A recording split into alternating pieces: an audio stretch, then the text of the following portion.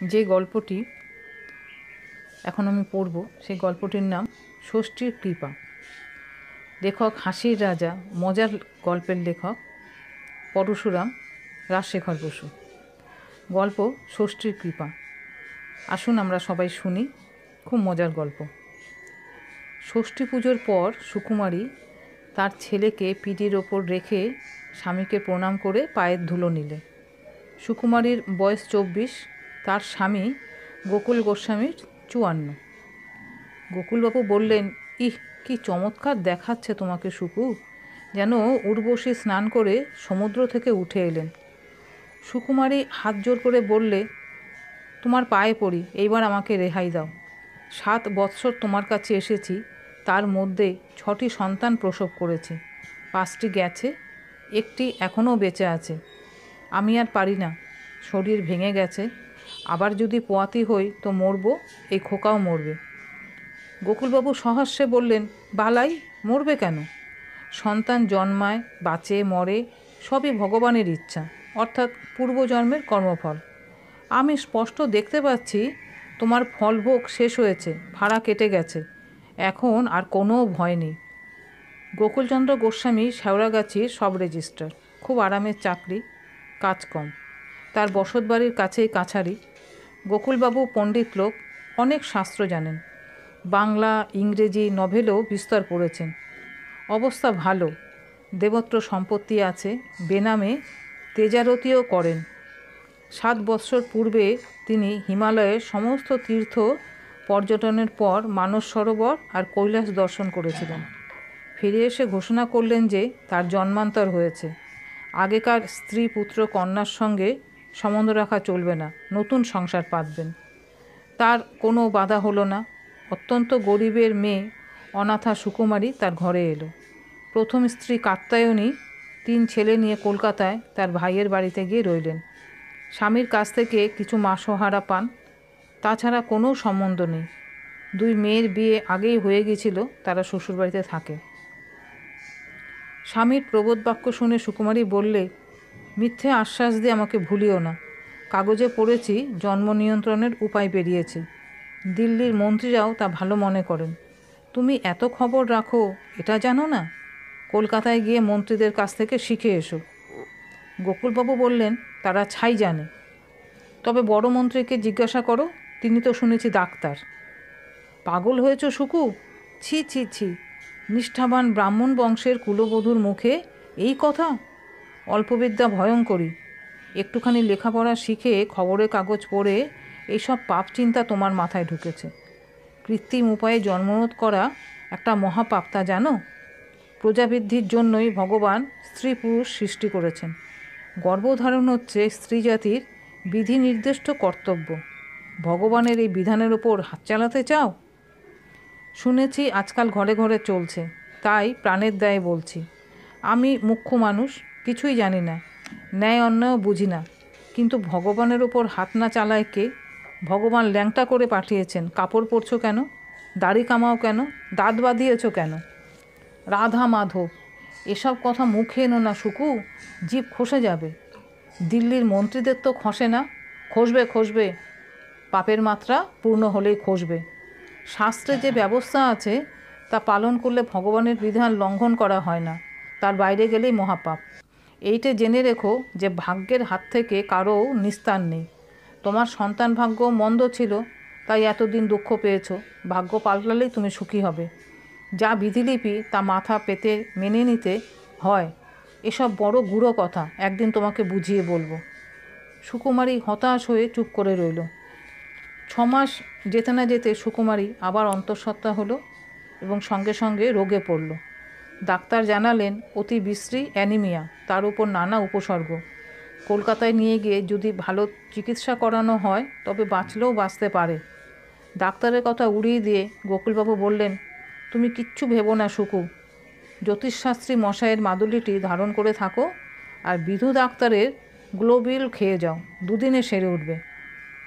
পুজোর আগে গোকুলবাবু সুকুমারীকে বললেন, অনেককাল বাইরে যায়নি, শরীরটা বড় বেজুত হয়ে পড়েছে। পুজোর বন্ধের সঙ্গে আরও 7 দিন ছুটি নিয়েছি। মুক্তার নরেশবাবুরা দল বেঁধে রামেশ্বর পর্যন্ত যাচ্ছেন। আমিও তাদের সঙ্গে ঘুরে আসব। তুমি ভেবো না, ঠিকে ঝি রইল, ছোড়া চাকর গুপে রইল, গয়লা বউও রোজ দুবেলা তোমাকে দেখে যাবে। আমি কালী পুজোর কাছাকাছি ফিরে আসব।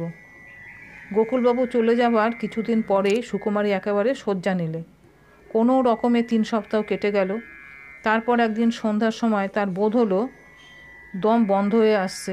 ঘরে হারিকেন লণ্ঠন জ্বলছে, অথচ সে কিছুই দেখতে পাচ্ছে না। খোকা পাশেই শুয়ে আছে, তার মাথায় হাত দিয়ে সুকুমারী মনে মনে বলল, মা জগদম্বা, আমি তো চলে যাচ্ছি, আমার ছেলেকে কে দেখবে? হে মা ষষ্ঠী, দয়া করো, দয়া করো, আমার খোকাকে রক্ষা করো। সহসা ঘর আলো করে ষষ্ঠী দেবী সুকুমারীর সামনে আবির্ভূত হলেন। মধুর স্বরে প্রশ্ন করলেন, কি চাও বাছা? সুকুমারী বললে, আমার প্রাণ বেরিয়ে যাচ্ছে মা। শুনেছি তোমার ইচ্ছায় সন্তান জন্মায়, তোমার দয়াতেই বাঁচে। যিনি সর্বভূতে মাতৃরূপে থাকেন তুমি সেই দেবী। মাগো, আমি যাচ্ছি, আমার ছেলেটাকে দেখো। সুকুমারীর কপালে পদ্মহস্ত বুলিয়ে দেবী বললেন, তোমার ছেলের ব্যবস্থা আমি করছি, তুমি নিশ্চিন্ত হয়ে ঘুমো। সুকুমারী ঘুমিয়ে পড়ল। ষষ্ঠীদেবী ডাকলেন, মেনি। একটি প্রকাণ্ড বেড়াল সামনে এলো। ধপধপে সাদা গা, মাথায় লোম কালো, মাঝে সরু সিথি, লেজে সারি সারি চুরির মতন দাগ। পিছনের দুপায়ে খাড়া হয়ে দাঁড়িয়ে সামনের দুপা জোর করে মেনি বললে, কি আজ্ঞা করছেন মা? তুই এই খোকার ভার নে। আমি যে বেড়াল মা, তুই মানুষ হয়ে যা। নিমেষের মধ্যে মেনির রূপান্তর হলো। একটি সুশ্রী যুবতী আবির্ভূত হয়ে বললে, মা, আমি খোকার ভার নিচ্ছি, কিন্তু আমারও তো বাচ্চা আছে, তাদের দশা কি হবে? আগেকারগুলোর জন্য ভাবি না, তারা বড় হয়েছে, গেরস্থ বাড়িতে এঁটো খেয়ে চুরি করে ছুঁচো ইঁদুর উচ্চিংড়ে ধরে যেমন করে হোক পেট ভরাতে পারবে। কিন্তু 4টে দুগ্ধপোষ্য বাচ্চা আছে যে এখনও চোখ ফোটেনি, তাদের উপায় কি হবে? তুই মাঝে মাঝে বেড়াল হয়ে তাদের খাওয়াবি, কিন্তু বাড়ির কর্তা কি ভাববে? গোসাই যদি দেখে ফেলে তবে মহা গণ্ডগোল হবে যে। তোর কোনো ভয় নেই, যদি দেখেই ফেলে তবে গোসাইও বেড়াল হয়ে যাবে। আবার তো মানুষ হবে না, না, চিরকালের মতো বেড়াল হয়ে যাবে, কোনো ফ্যাসাদ বাঁধাতে পারবে না। তোকেও বেশি দিন আটকে থাকতে হবে না। এই ছেলের একটা সুরাহা হয়ে গেলেই তুই ছাড়া পাবি। দেবী অন্তর্হিত হলেন। সুকুমারীর খোকা জেগে উঠে কাঁদতে লাগলো। মেনি তাকে বুকে তুলে নিল। বুভুক্ষু খোকা প্রচুর স্তন্য পেয়ে আনন্দে কাকুলি করে উঠল। একটা ভাড়াটে ঘোড়ার গাড়ি বাড়ির সামনে এসে দাঁড়ালো। গোকুলবাবু ফিরে এসেছেন, পরশু তাকে কাজে যোগ দিতে হবে। তিনি হাঁকডাক আরম্ভ করলেন, গুপে কোথায় গেলি রে? জিনিসগুলো নামিয়ে নে না। ঝি এর মধ্যে চলে গেছে নাকি? কই, কারো তো সারা শব্দ নেই। সুকু কোথায় গো? একবার বেরিয়ে এসো না। কেউ এলো না। অগত্যা গারোয়ানের সাহায্যে গোকুলবাবু নিজেই তার বিছানা, তোরঙ্গ ইত্যাদি নামিয়ে নিয়ে ভাড়া চুকিয়ে দিলেন। তারপর, সুকু, ভালো আছো তো? খোকা ভালো আছে, চিঠি লেখনি কেন? বলতে বলতে ঘরে ঢুকলেন। মিটমিটে হারিকেনের আলোয় গোকুলবাবু দেখলেন একটি সুন্দরী মেয়ে খোকাকে কোলে নিয়ে দাঁড়িয়ে আছে। প্রশ্ন করলেন, তুমি কে গা? মিনি বললে, আমার নাম মেনকা, ওর দূর সম্পর্কের বোন হই। খবর পেলাম সুকু দিদির ভারী অসুখ, একলা আছেন, খোকাকে দেখবার কেউ নেই, তাই তাড়াতাড়ি চলে এলুম। গোকুলবাবু কৃতার্থ হয়ে বললেন, আসবে বই কি মেনকা, তা এসেছে যখন তখন থেকেই যাও। কেমন আছে তোমার দিদি? আহা, বেহুশ হয়ে ঘুমোচ্ছে, জ্বরটা বেশি নাকি? দিদি এইমাত্র মারা গেছেন। গোকুলবাবু মাথা চাপড়ে বিলাপ করতে লাগলেন, আমাকে একলাটি ফেলে কোথায় গেলে গো? খোকার কি হবে গো? ইত্যাদি। মিনি বললে, চুপ করুন জামাইবাবু, কান্নাকাটি পরে হবে, দেরি করবেন না, লোক ডাকুন, সৎকারের ব্যবস্থা করুন। গোকুলবাবু তাই করলেন। 2 দিন পরে গোকুলবাবু বললেন, ভাগ্যিস এসে পড়েছ মেনকা, তাই দুটো খেতে পাচ্ছি, ছেলেটাও বেঁচে আছে। চমৎকার মেয়ে তুমি। আমি বলি কি, এখানে এসেই যখন আমাদের ভার নিয়েছ তখন পাকা করেই নাও, গিন্নি হয়ে ঘর আলো করে থাকো।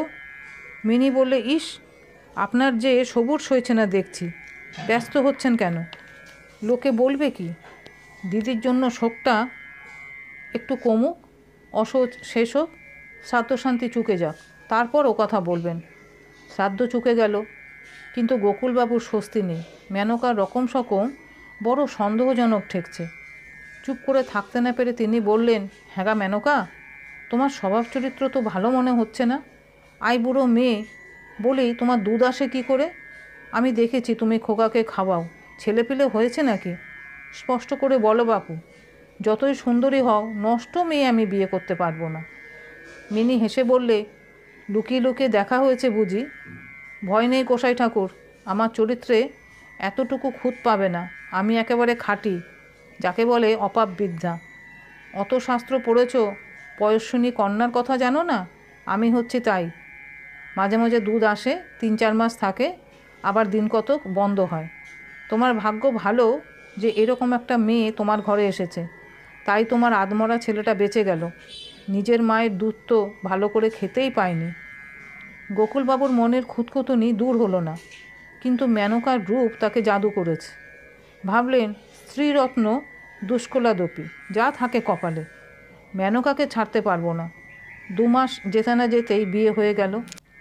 গোকুলবাবুর অশান্তি বাড়তে লাগলো। মেনকা রোজ রাত্রে লুকিয়ে লুকিয়ে কোথায় যায়? রবিবারও দুপুরে 2-3 ঘন্টা তাকে খুঁজে পাওয়া যায় না, হয়তো রোজই বেরিয়ে যায়। গোকুলবাবু স্ত্রৈণ হয়ে পড়েছেন। তৃতীয় পক্ষের রূপসী স্ত্রীকে চটাতে চান না। তবুও একদিন বলে ফেললেন, হ্যাঁ গা, তুমি মাঝে মাঝে কোথায় উধাও হও? মেনকা বললে, সে খোঁজে তোমার দরকার কি? আমি তো জেলখানার কয়েদি নই। তুমি রোজ সন্ধ্যাবেলা কোথায় আড্ডা দিতে যাও, আমি কি তা জানতে চাই? গোকুলবাবু স্থির করলেন, চুপ করে থাকা উচিত নয়, জানতে হবে কার কাছে যায়। তিনি একটা টর্চ কিনে শোবার ঘরে এমন জায়গায় রাখলেন যাতে মেনকা টের না পায়, অথচ তিনি চট করে সেটা হাতে নিতে পারেন। রাত্রে তিনি ঘুমের ভান করে শুয়ে রইলেন। মেনকা দুপুর রাতে বিছানা থেকে উঠে নিঃশব্দে বাইরে গেল। গোকুলবাবু খালি পায়ে তার পিছু নিলেন। উঠোন পার হয়ে খিড়কির দরজা খুলে মেনকা বাড়ির পিছন দিকের একটা ছোট্ট চালা ঘরে ঢুকল। সেখানে কাঠকয়লার ঘুঁটে থাকে। মেনকার পরনে সাদা শাড়ি, সেজন্য অন্ধকারও তাকে অস্পষ্ট দেখা যাচ্ছিল। কিন্তু চালাঘরের ভিতর গিয়ে সে হঠাৎ অদৃশ্য হয়ে গেল। টর্চের আলো ফেলে গোকুলবাবু দেখলেন মেনকা নেই। একটা সাদা বেড়াল শুয়ে আছে, 4টে বাচ্চা তার দুধ খাচ্ছে। চারদিকে আলো ঘুরিয়ে গোকুলবাবু ডাকলেন, মেনকা। মিনি বলল, কেন, চেঁচিও না, আমার বাচ্চারা ভয় পাবে। মেনকার রূপান্তর দেখে গোকুলবাবুর মাথার মধ্যে সব গুলিয়ে গেল। হাত থেকে টর্চ খসে পড়ল, কিন্তু অন্ধকারও তার দৃষ্টিশক্তি বিশেষ কমল না। তিনি আশ্চর্যও হলেন না, শুধু মর্মাহত হয়ে বললেন, রাধা মাধব, ব্রাহ্মণের বাড়িতে জারদ সন্তান? মিনি বললে, আহা, কি আমার ব্রাহ্মণ রে! নিজের মুখটা না হয় দেখতে পাচ্ছ না, পিছনে হাত দিয়ে দেখো না একবার। গোকুলবাবু পিছনে হাত দিয়ে দেখলেন তার একটি প্রমাণ সাইজ লেজ বেরিয়েছে। তাতেও তিনি আশ্চর্য হলেন না। অত্যন্ত রেগে গিয়ে বললেন, কুলোটা মাগি, কতগুলো নাগর আছে তোর? অত আমার হিসেব নেই। এক্ষুনি আমার বাড়ি থেকে দূর হয়ে যা। তুমি আমাকে তাড়াবার কে হে গোসাই, জানো না? আমাদের হলো মাতৃতন্ত্র সমাজ, যাকে বলে ম্যাট্রিয়ার্কি। আমাদের সংসারে মদ্দাদের সর্দারি চলে না, তারা একেবারে উটকো, শুধু ক্ষণেকের সাথী। গোকুলবাবু প্রচণ্ড গর্জন করে মিনিকে কামড়াতে গেলেন। মিনি এক লাফে সরে গিয়ে চেঁচিয়ে ডাকল, উড়াও! মার্জার ভাষাবিদ শ্রী দীপঙ্কর বসু মহাশয় বলেন, এই রকম শব্দ করে মার্জার জননী তার দূরস্থ সন্তানদের আহ্বান করে। মিনি রুচির বৈচিত্র্য আছে। সে হরেক রকম পতির ঔরসে হরেক রকম অপত্য লাভ করেছে। তার ডাক শুনে নিমেষের মধ্যে সাদা, কালো, পাশুটে, পাটকিলে, ডোরাকাটা প্রভৃতি নানা রঙের বেড়াল ছুটে এসে বললে, কি হয়েছে মা? মিনি বললে, এই বজ্জাত হুলোটাকে দূর করে দে। মিনির 7টা জোয়ান ব্যাটা বাঘের মতন লাফিয়ে হুলো দশাগ্রস্ত গোকুলবাবুকে আক্রমণ করলে। তিনি ক্ষতবিক্ষত হয়ে করুণ রব করে ল্যাংচাতে ল্যাংচাতে পালিয়ে গেলেন। 3 দিন পরে গোকুলচন্দ্র গোস্বামীর প্রথমা পত্নী কাত্যায়নী দেবী এই চিঠি পেলেন। পূজনীয়া বরদিদি, আমি আপনার অভাগিনী ছোট বোন, তৃতীয় পক্ষের সতীন মেনকা। কাল রাত্রে গোসাই আমার সঙ্গে ঝগড়া করে বিবাগী হয়ে বাড়ি ছেড়ে চলে গেছেন। যাবার সময় পৈতে ছিঁড়ে দিব্যি গেলে বলে গেছেন আর কদাপি ফিরে আসবেন না, সংসারে তার ঘেন্না ধরে গেছে। তার বিষয় সম্পত্তি দেখা আমার সাধ্য নয়, অতএব আপনি পত্রপাঠ আপনার ছেলেদের নিয়ে এখানে চলে আসুন, নিজের বিষয় দখল করুন। সুকু দিদি একটি ছেলে রেখে গেছেন, এখন তার বয়স 9-10 মাস হবে। খাসা ছেলে, দেখলে আপনার মায়া হবে। আমি আর এখানে থাকবো না, আপনি এলে সব ভার আপনাকে দিয়ে আমার মায়ের কাছে চলে যাব। ইতি সেবিকা মেনকা। কাত্যায়নী দেরি করলেন না, তার ছেলেদের নিয়ে স্বামীর ভিটে ফিরে এলেন। সুকুমারীর ছেলেকে আদর করে কোলে নিয়ে বললেন, এ আমারই ছোট খোকা। মেনকা আশ্চর্য মেয়ে, মোটেই লোভ নেই। কাত্যায়নী তার সতীনের জন্য একটা মাসোহারার ব্যবস্থা করতে চাইলেন, কিন্তু মেনকা বললে, কিছু দরকার নেই দিদি, আমার মায়ের ওখানে কোনো অভাব নেই। রাহা খরচ পর্যন্ত সে নিলে না। চলে যাবার সময় বললে, দিদি আপনি সধবা মানুষ, কর্তার খবর পান আর না পান মাছ অবশ্যই খাবেন, নয়তো তার অমঙ্গল হবে। আর আমার একটি অনুরোধ আছে, একটা বুড়ো হুলো বেড়াল রোজ এ বাড়িতে আসে, তাকে একটু দয়া করবেন। ভাতের সঙ্গে কিছু মাছ মেখে খেতে দেবেন, পারেন তো একটু দুধও দেবেন। আহা, বেচারা অথর্ব হয়ে গেছে। কাত্যায়নী বললেন, তুমি কিচ্ছু ভেবো না বোন, তোমার হুলোকে আমি ঠিক খেতে দেবো।